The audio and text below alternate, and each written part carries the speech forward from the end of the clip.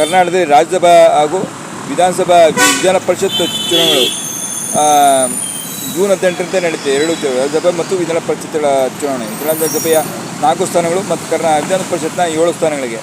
ಈಗ ವಿಧಾನ ಪರಿಷತ್ನ 4 ಸ್ಥಾನಗಳಿಗೆ ಕಾಂಗ್ರೆಸ್ ಅಭ್ಯರ್ಥಿಗಳು ಆಯ್ಕೆಯಾಗೋದು ಖಚಿತ ಆಗಿದೆ.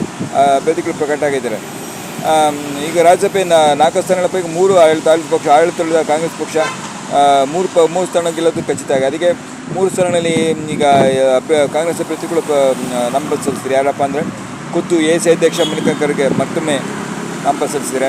ಆಮೇಲೆ AC ಮಾಧ್ಯಮ ಹಾಗೂ ಪ್ರಜಾ ಸಮಿತಿಯ ಪ್ರಧಾನ ಕಾರ್ಯದರ್ಶಿ ಪವನ್ ಕುಮಾರ್ AC ಕಾಂಗ್ರೆಸ್ ಹೈಕಮಾಂಡ್ ಪವನ್ ಖೇರಾ ಅವರು ನಾಮಪತ್ರ ಸಲ್ಲಿಸಿದ್ದಾರೆ.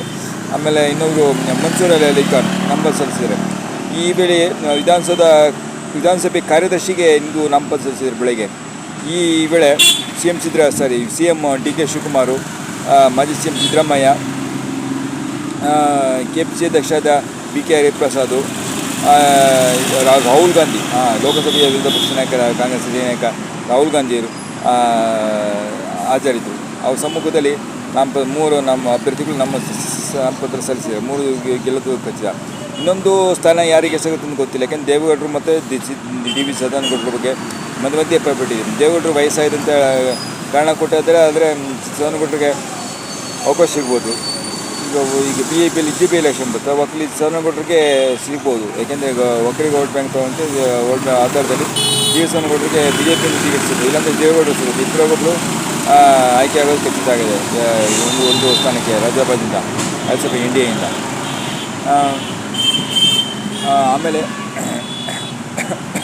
ಈಗ ಸಚಿವ ಸ್ಥಾನಕ್ಕಾಗಿ ಈಗ ಖಾತೆ ಹಂಚಿಕೆಯಲ್ಲಿ ಈಗ ಗುದ್ದಾಟ ನಡೆದಿದ್ದ. ಯಾಕೆ ಅದು ಸ್ಟಾರ್ಟ್ ಆಯಿತು ಅಂದರೆ, ಜೂನಿಯರ್ ಆದ ಮಲ್ಲಿಕಾರ್ಜುನ ಖರ್ಗೆ ಅವ್ರ ತಮ್ಮ ಮಗನಿಗೆ ಅವ್ರು ನಿಲ್ಲಿಸಿದ್ದ ಹಿಂದೆ ಕೃಷ್ಣ ಕೈಗಳ ನಿಲ್ಲಿಸಿದ್ದ ಗೃಹ ಇಲಾಖೆಯನ್ನು ಮಗನಿಗೆ ಅದು ಈ ಅವಧಿಯಲ್ಲಿ ಕೊಟ್ಟು ಸರಿ ಅಂತ ಹೇಳೋಕ್ಕಲ್ಲ.